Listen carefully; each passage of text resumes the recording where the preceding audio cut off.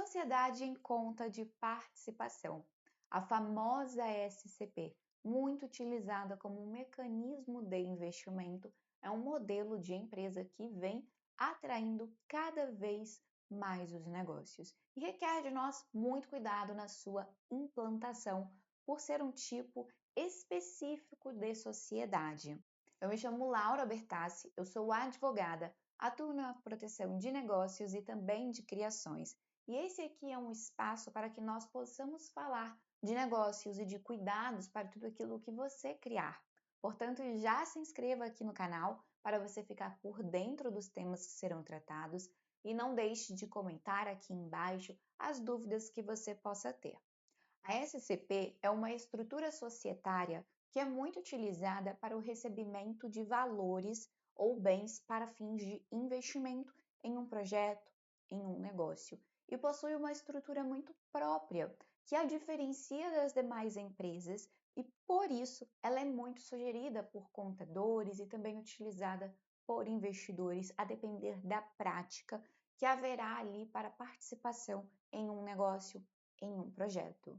Apesar de ser conhecida como uma sociedade contratual pela legislação brasileira, a SCP é sim uma empresa, porém ela não irá adquirir obrigações perante terceiros, tampouco irá ser necessário o seu registro na junta comercial. A SCP não possuirá personalidade jurídica. Isso inviabiliza que ela possa assumir obrigações perante terceiros e efetuar negócios, a diferenciando das demais empresas. A SCP existe dentro de uma outra empresa, por isso conhecida como uma sociedade contratual, que é estabelecida entre os sócios. E parte desses sócios não serão conhecidos pela sociedade, que dá esse caráter diferenciado a essa estrutura. A SCP ela irá existir para os seus sócios, porém perante a sociedade ela não terá existência e por isso não é necessário fazer o seu registro na junta comercial. Mas a título de tributação, existe sim um registro que é feito junto à Receita Federal. Quando nós falamos da SCP, falamos da existência de dois tipos de sócios: o sócio oculto, também conhecido como sócio participativo, e sócio ostensivo.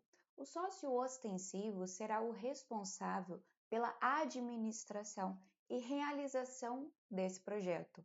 Ele vai de fato colocar a mão na massa e executar aquilo que foi proposto por esses sócios.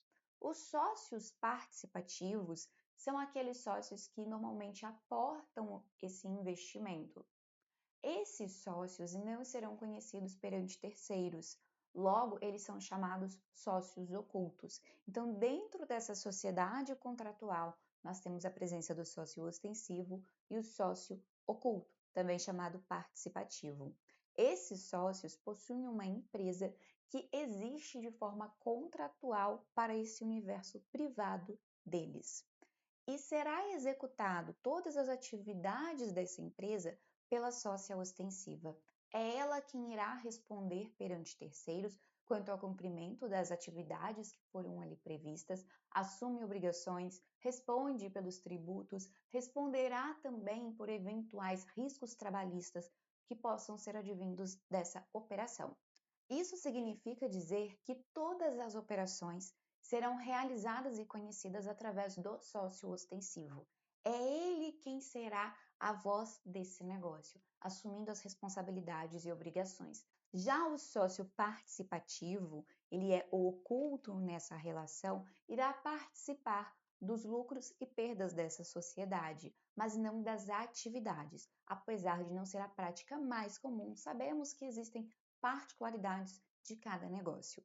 Para o sócio oculto, esse tipo de modelo de negócio é muito interessante, principalmente se o intuito dele é aportar investimentos nessa sociedade e não deseja que mais pessoas tenham conhecimento de que ele participa dessa operação, como é o caso de muitas startups que são criadas e os investidores não desejam responder pelos atos praticados dentro desse negócio, mas sim incentivar que aquela tecnologia, aquela solução possa ser desenvolvida. Quando nós falamos de SCP, nós falamos de vários modelos que podem ser implementados, desde sua utilização em negócios imobiliários, na área da saúde para compra e aquisição de equipamentos médicos, até mesmo na indústria ou ainda nos mercados digitais, empresas de novas tecnologias. O leque aqui é enorme. Nós precisamos tirar a venda dos olhos de pensarmos que esse modelo de sociedade é exclusivo de startups, porque não é. Eles podem ser utilizados por diferentes negócios. Aqui é necessário analisarmos se é uma realidade possível para a sua atividade. Afinal, nós temos um modelo de tributação diferente e também uma operacionalização muito própria, que requer cuidados para sua implementação.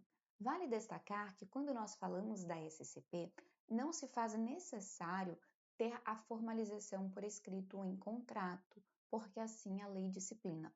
Porém, eu recomendo que você o faça para garantir a segurança de que você está aplicando investimentos naquele negócio como um sócio participativo, tendo as suas obrigações pormenorizadas e não corra o risco de ser interpretado como um sócio da sócia ostensiva, participando então dos atos que ela venha praticar, não tendo ali uma responsabilidade, o que é um grande benefício nesse modelo de negócio. E também é positivo para a sócia ostensiva que tudo esteja devidamente estabelecido em contrato, para que as suas obrigações estejam devidamente delimitadas, como essa empresa será operada e como se dará a sua administração.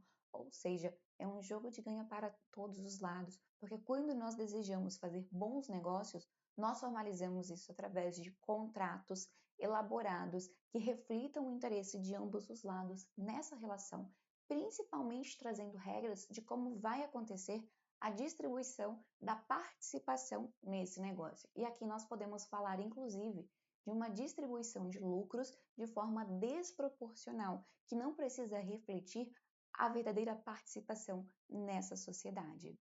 Quando nós falamos de ter uma sociedade, falamos sim que todo negócio vai ter riscos para a sua operacionalização, mas precisamos também delimitar os direitos e responsabilidades desses sócios, como o dever de trabalhar da sócia ostensiva, de administrar esse negócio, da prestação de contas, o que acontece em eventual falecimento de um sócio, quais são as regras para a administração da sociedade, venda de participação. Todos esses pontos precisam ser pormenorizados para trazer a vocês uma clareza em como vocês vão agir enquanto sócios e também quando decidirem não ser mais sócios ou até mesmo a necessidade de remover um sócio que possa cometer atos que venham a prejudicar a existência dessa relação societária.